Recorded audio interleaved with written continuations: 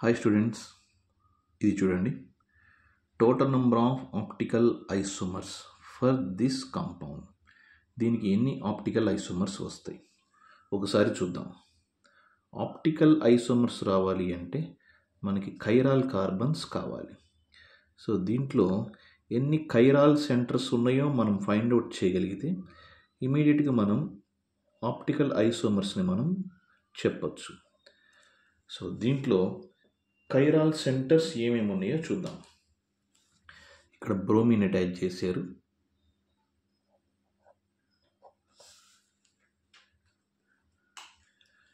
ఇక్కడేమో CH3 attach చేశారు.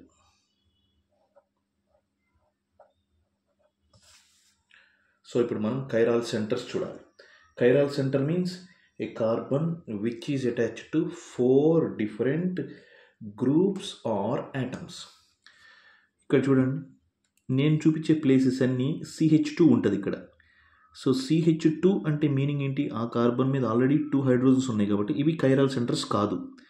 1 2 3 4 5 6 7 8 9 ఇవి కైరాల్ సెంటర్స్ కాదు. ఇవి కాకుండా మిగతా అన్ని కైరాల్ సెంటర్స్. సో ఇదొక కైరాల్ సెంటర్, ఇదొక కైరాల్ సెంటర్, ఇది ఒక కైరాల్ సెంటర్, ఇది ఒక కైరాల్ సెంటర్, ఇది ఒక chiral centre. So 1 2 3 4 5 chiral centres. So number of optical isomers ఏంటి formula? That equal to 2 power n.